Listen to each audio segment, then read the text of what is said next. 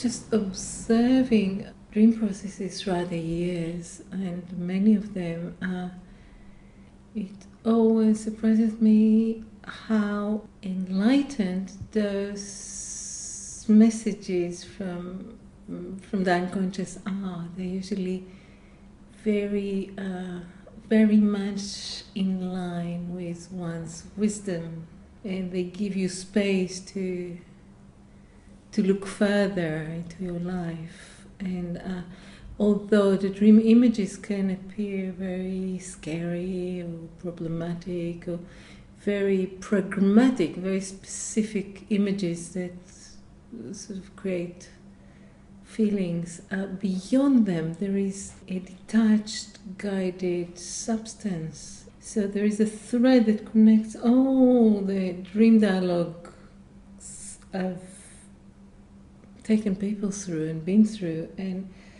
this thread is some bigger intelligence that shines from the base of consciousness that is unconscious to us most of the time. But the subconscious itself isn't pure. The subconscious is like a transmission world.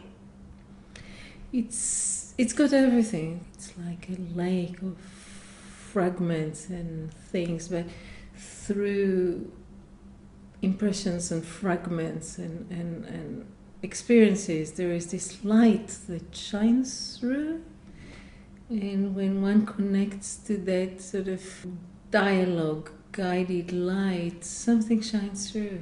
And is if the subconscious lake of mind is also a door that opens to universal consciousness, to bigger aspect of ourselves beyond the little self. What would you describe the difference between the unconscious and the subconscious? Well, there's so many definitions to it, and sort of clinical and theoretical definitions. I'm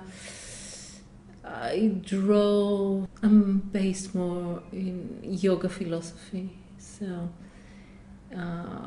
talking about the chitta, which is like the reservoir of mind that is beyond consciousness, hasn't been processed, has many layers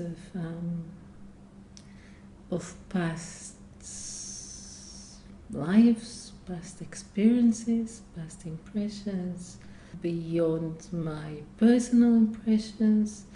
All that is within those territories. I mean, Freud used the term unconscious.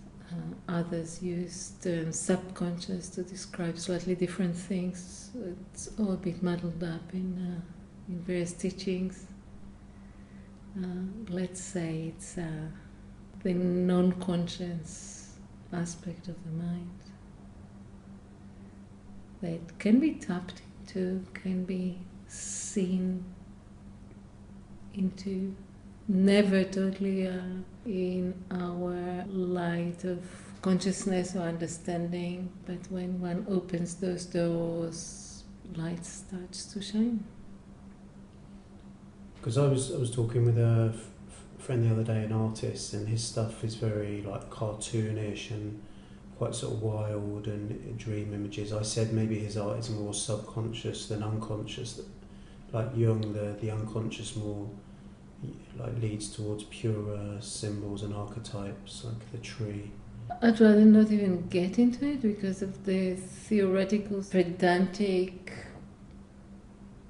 confusions in the psychological world, and there's lots of theoretical terminology from various teachings, so just not to confuse philosophies. Let's consider it as what is beyond consciousness and what I have access to beyond consciousness, and leave it at that, because like Freudian thinking, and this is not totally accurate or pedantic, but just for the sake of explaining something, I would say it's like looks at all the sort of level of unprocessed urges and desires, and like the lava activity beyond the surface is in the unconscious. Within yoga philosophy, and that's close to Jung. Jung apparently was a big scholar of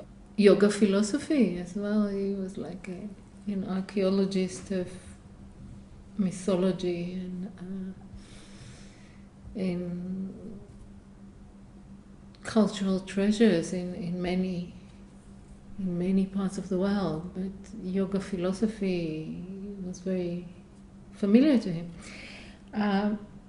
Just to say that within this concept, the Eastern concept of that part of the consciousness that isn't familiar to us,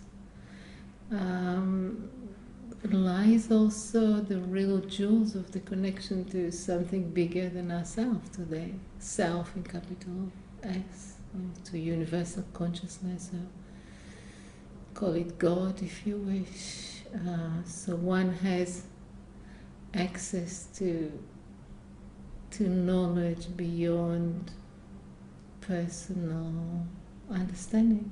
But it makes a huge difference, doesn't it, if someone is drawing upon, like, just staying in the subconscious as opposed to the unconscious, because especially also working with arts and stuff, you sort of can go, you know the difference. Sometimes there's like higher resonant experiences than just the subconscious, just sort of dipping into the pool. There is a sort of deeper space, and maybe that alludes more to the unconscious, or into like in deeper senses of like trance or sleep or hypnosis, or some people use even drugs. There does seem to be a deeper space, and maybe also depending how pure the experience is as well. It seems to allude to there's some that stay with you more than others. That's just what I don't want to get into. It's like this sort of labeling something that is beyond labeling. One should be careful to label and create a picture about something that is beyond that, and all that we talk about in all levels of dialogue is basically to bring consciousness to something that is not, and the reservoir of what is not is infinite, is huge, because we don't just stop in an individual system. We interconnect into universal system, and we interconnect into each other, and we affect each other, and at one point we all resonate on some level. When you talk about unconscious or whatever, or cheetah, or whatever you call it, that reservoir, infinite reservoir of mind, which is beyond consciousness, I can't really paint it as a total, or draw it, or give it a picture.